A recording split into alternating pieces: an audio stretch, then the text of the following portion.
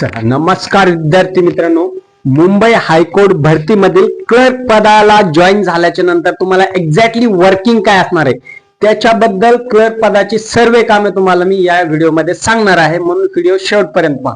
लक्षात घ्या, हायकोर्ट भरतीमध्ये तुम्ही ऍज अ क्लर्क म्हणून ज्यावेळेस जॉईन व्हाल, म्हणजे मुंबई, नागपूर खंडपीठ किंवा छत्रपती संभाजीनगर कुठल्याही खंडपीठात क्लर्क जर जॉईन झाला तर ऍज अ हायकोर्ट भरतीमध्ये म्हणजे हायकोर्टामध्ये, ठीक आहे. तर क्लर्कला साधारणपणे एक 6-7 काम असे आहेत जे की करणं आहे आणि खूप सिंपल आणि साधे काम आहेत, परंतु जबाबदारीचे काम आहेत.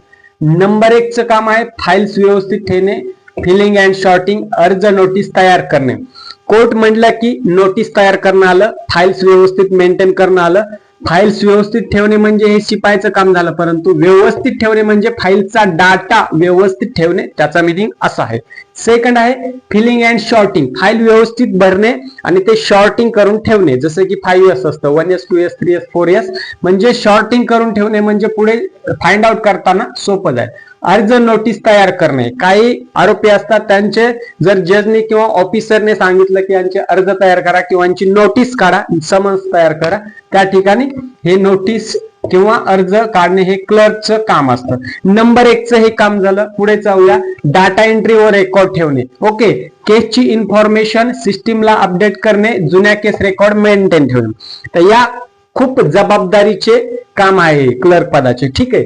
म्हणजे काय, केस रेकॉर्ड जे आहे ते सर्व व्यवस्थित मेंटेन ठेवावंच लागतं. जर त्याच्यामध्ये गडबड झाली तर सगळं क्लर्क वरती येऊन ठेपलं जातं, ठीक आहे. त्याच्यामुळे ही जबाबदारीचं काम आहे, ठीक आहे.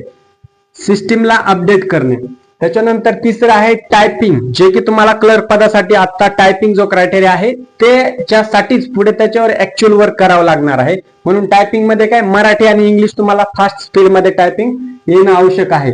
जलद टायपिंग करणे, कोर्ट आदेश टाईप करणे. ज्यावेळेस एखादी केस लढत असतात त्यावेळेस काय असतं, जो क्लर्क असतो तो जो दोघांचं कम्युनिकेशन, जज, ऍडव्होकेट अँड समोरचा पार्टी जे की केस ज्याची लढत आहे त्याच्यामध्ये ती टायपिंग ही अगदी फास्ट पद्धतीने करावी लागते. जेवढं स्पीड जास्त असेल तेवढं बेस्ट, कारण एखादा मुद्दा महत्वाचा मिस झाला तर पुढे रिझल्टवर त्याचा इफेक्ट होऊ शकतो, म्हणून हे जबाबदारीचं काम आहे. 4 नंबरचं आहे कोर्ट स्टाफला मदत करणे, जज, सिनियर क्लर्क, ऑफिसर यांना कागदपत्र देणे. आता जज जे काही असतात त्यांचं काही काम असेल किंवा त्यांनी काही ऑर्डर दिली क्लर्कला तर ती कंपल्सरी त्यांना जबाबदारीने कंप्लीट करावंच लागतील. आता क्लर्क म्हणलं की ज्युनियर आणि सिनियर आलं. जर तुम्ही ऍज अ ज्युनियर क्लर्क म्हणून जॉईन झालात तर पुढे सिनियर क्लर्क तुम्हाला त्या ठिकाणी गायडन्स करत असतात, काम कसे करायचे त्यांचं सगळ्या गोष्टी शिकवत असतात. म्हणून सिनियर क्लर्कला पुढे काही मदत लागली कामात तर ऍज अ ज्युनियर क्लर्क म्हणून तुम्ही असाल तर त्या ठिकाणी त्यांना मदत करावी लागणार आहे. ऑफिस मधील कागदपत्र देणे. काही वेळेस काय होत असतं, ऑफिस मधील काही महत्वाची डॉक्युमेंट्स असतात तर ते जज पर्यंत पोहोचवणे किंवा सिनियर क्लर्क पर्यंत पोहोचवणे हे सुद्धा क्लर्क पदाचंच काम आहे. क्लर्क 2 प्रकारचे असतात, ज्युनियर आणि सिनियर, ठीक आहे. त्याच्यानंतर 5 नंबरचा आहे नोटीस व पत्र व्यवहार. याच्यामध्ये काय, पक्षकारांना नोटीस पाठवणे, इतर डिपार्टमेंटशी पत्र व्यवहार, ठीक आहे.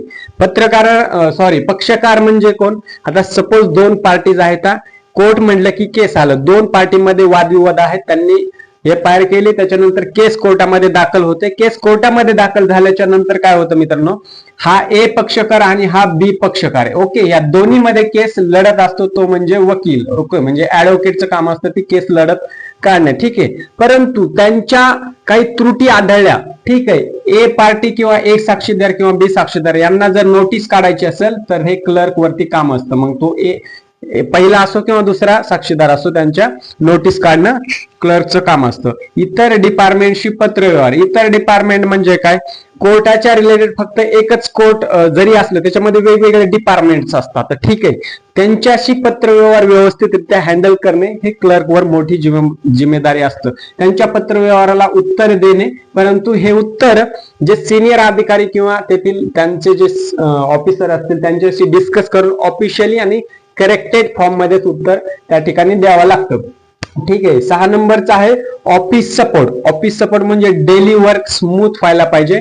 दुसरा आहे इनवर्ड आउटवर्ड एंट्रीज, आतल्या बाहेरच्या सगळ्या एंट्रीज असल्या पाहिजे. Desk based not field work, ठीक आहे. म्हणजे क्लर्कचं जर तुम्ही काम पाहिलं तर हे पूर्णपणे डेस्क बेस्ड वर्क आहे, म्हणजे तुम्हाला पीसी वरतीच काम करावं लागेल. त्या ठिकाणी कुठेही कसल्याही प्रकारचं फील्ड वर्क नसणार नाही मित्रांनो, ठीक आहे. त्याच्यामुळे क्लर्क पदाला तुम्ही जर जॉईन होत असाल तर अत्यंत सोपं काम आहे, परंतु तेवढेच जबाबदारीचे काम आहे. जर या कामामध्ये काय हलगर्जीपणा झाला, गडबड झाली तर तुम्हाला त्या ठिकाणी खूप मोठा पुढे जाऊन प्रॉब्लेम होऊ शकतो. म्हणून व्यवस्थितरित्या हे काम करून घ्यायचं आहे. आता सगळ्यात महत्वाचं, ऍज तुम्ही क्लर्क म्हणून जॉईन झाल्याच्या नंतर लगेच तुमच्यावर जबाबदारी पडते का, तर असं अजिबात होत नाही मित्रांनो. लक्षात घ्या, तुम्हाला प्रॉपरली ट्रेनिंग दिली जाते. मग तेथील सिनियर ऑफिसर जे असतील किंवा सिनियर अधिकारी असतील त्यांच्याकडून तुम्हाला 1 ते 1.5 महिना वॉट एव्हर जे त्यांचा ट्रेनिंग पिरियड असेल, म्हणजे कुठलीही शासकीय नोकरी असून द्या त्यांचा ट्रेनिंग टाइम पिरियड असतो मित्रांनो. कारण तुम्हाला एक्सपिरियन्स याच्या अगोदर तर नसतो की कोर्टामध्ये तुम्ही काम केले, ठीक आहे. त्याच्यामुळे प्रॉपर जिम्मेदारीचं काम असल्यामुळे प्रॉपर तुम्हाला ट्रेनिंग पिरियड दिलेला असतो. त्या ट्रेनिंग पिरियड मध्ये A to Z कामाची सगळी तुम्हाला या ठिकाणी माहिती दिली जाते, A to Z, ठीक आहे. त्याच्या अगेन्स्ट पुन्हा तुम्हाला पुढे 1-2 महिने तुमच्यावर वॉच ठेवला जातो. वॉच म्हणजे काय की तुम्ही काम कशा पद्धतीने करताय, काय चूक झाली तर काय, जे सिनियर स्टाफ असतील ते तुम्हाला त्यातून आउट करण्यासाठी नक्कीच मदत करत असतात मित्रांनो. त्याच्यामुळे घाबरून जायचं नाही, व्यवस्थितरित्या आपलं कामाची जबाबदारी पार पाडायची आहे आणि हे काम अत्यंत लवकर जेवढं होईल तेवढं शिकून घ्यायचं, म्हणजे पुढचं तुमचं स्मूथ वर्क व्हायला नक्कीच मदत मिळेल. तर शेवटचं काम अतिशय महत्वाचं आहे, डेली वर्क स्मूथ गेलं पाहिजे. म्हणजे काय, जे काही ऑफिस मधलं रेग्युलर वर्क आहे ते व्यवस्थितरित्या सुरळीत पार पाडलं पाहिजे. कारण शासकीय नोकरी जरी असली तरी तेथील शासकीय अधिकारी काय असतात, सुट्टीवर असतात, काही पेड लीव्ह वरती असतात किंवा काही पर्सनल वर्क वरती सुट्टीवर असतात. मग त्यांचा कामाचा बोजा इनडायरेक्टली सर्व तेथील उपस्थित अधिकाऱ्यांवर पडत असतो. मग त्यांना ते डेली जे वर्क आहे ते व्यवस्थितरित्या मेंटेन करणं आवश्यकच आहे. अशा प्रकारे हे क्लर्कचे थोडक्यामध्ये काम असतं मित्रांनो, ठीक आहे. अशाच वेगवेगळ्या पदाचे काम, सॅलरी, सर्व डिटेल्स आपण आपल्या चॅनलवरती देत असतो. म्हणून चॅनलवर जर तुम्ही नवीन असाल तर चॅनलला नक्की सबस्क्राईब करा. आणि तुम्हाला पुढचा विषय कुठल्या टॉपिक वरती पाहिजे आहे, सॉरी टॉपिक आणि विषय एकच झालं, तुम्हाला पुढचा सब्जेक्ट जो आहे तो कशावरती पाहिजे ते नक्की कमेंट करा. नेक्स्ट व्हिडिओ त्याच्यावर बनवण्यात येईल. इथेच थांबतो, भेटूया नवीन अपडेट सोबत. तोपर्यंत जय हिंद आणि राम राम मित्रांनो.